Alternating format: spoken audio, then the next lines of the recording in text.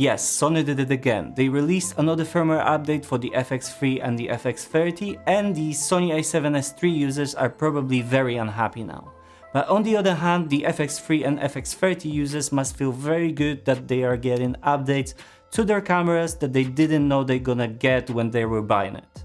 Hey everyone, mariuszgajdzik here, and in this video I will talk about new firmware update for the Sony FX3 and the FX30. I use Sony FX3, so I'm actually very happy that this firmware adds some things that we've been missing, and I hope that some things that are still missing after that are still coming.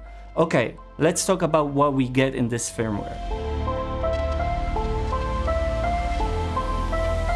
Finally, in the FX3, we are getting the highly requested lens bleeding compensation that newer Sony cameras like the a7 IV, FX30 and the ZV-E1 had, and I'm glad that we are finally getting that, and I think that it shows that Sony is listening to the community and adding the features we want. So Sony, if you're listening, please also give us focus map, shadow angle, noise reduction control, waveform for checking our exposure, and maybe false colors. That's all I can think of at the moment. Do you guys have anything to add?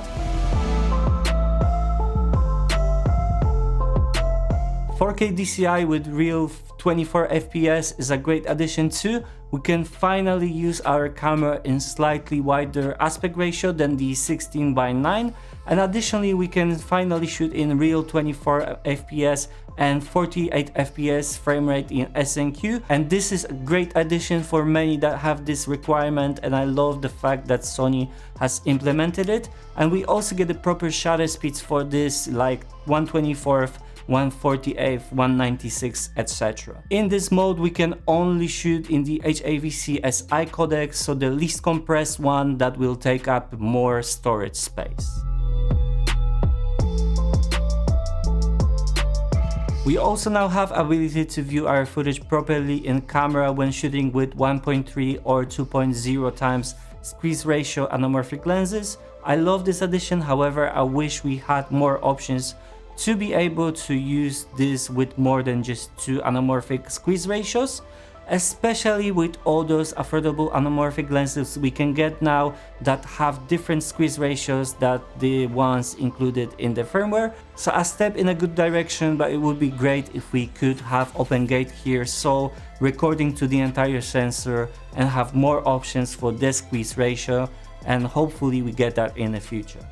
We also don't have the IBIS over here because that's not gonna work with the anamorphic lenses, unfortunately.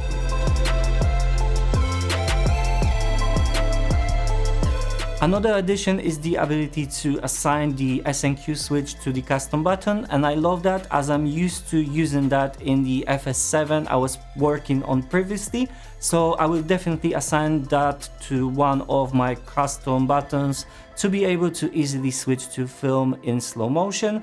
And previously we had to switch it through the mode button and its menu, so that will make it much easier and quicker. We also get the ability to use long file naming system that let us input camera ID, real number and camera position, and that can definitely be very useful when using multiple cameras on one shoot. Another change is the app we will be from now on using to control our camera. That will switch from Imaging Edge to the Creators app that was introduced with the a7 IV and the ZV-E1, and I had a chance to test it out, and at the first glance it seems nicer than the Imaging Edge, and it seems to connect quicker to the camera and have more stable connection, and the interface of the app seems a little bit nicer too, so overall a nice upgrade over here. And I love the fact that we can synchronize the time and date to our smartphone, and that would make it much easier to set it properly on multiple different cameras, and in my case that will be FX3 and the a7 IV.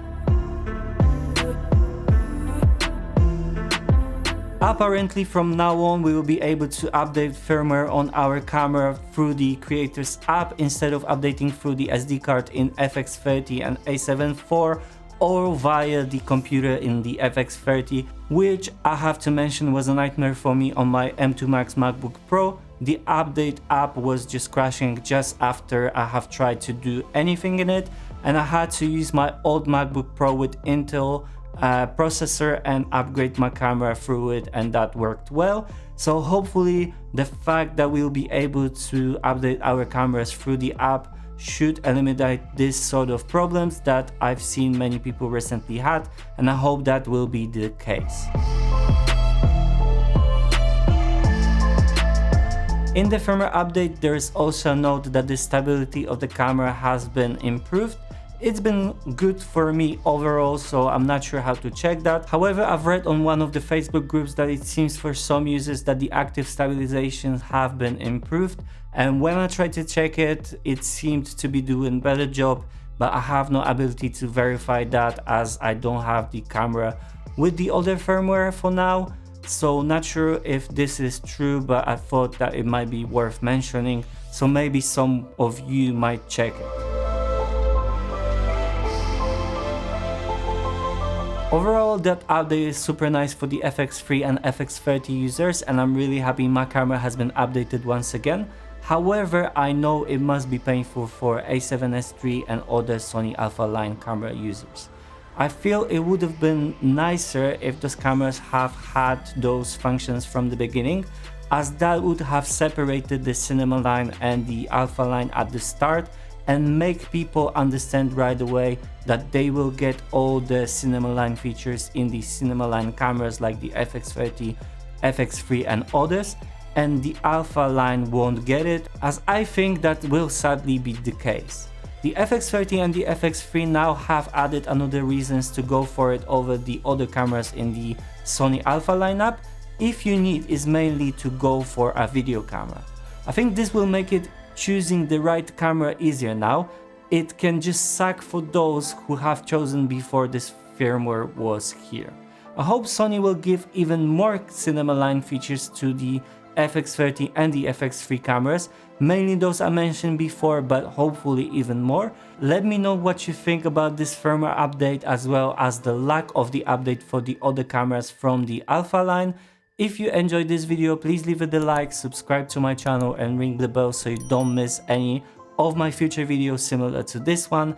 Please also check out my Instagram, where I try to post daily about what's up with me and what I'm currently working on. I think this is it. Thanks for watching this video, and I hope I will see you in the next one. Bye.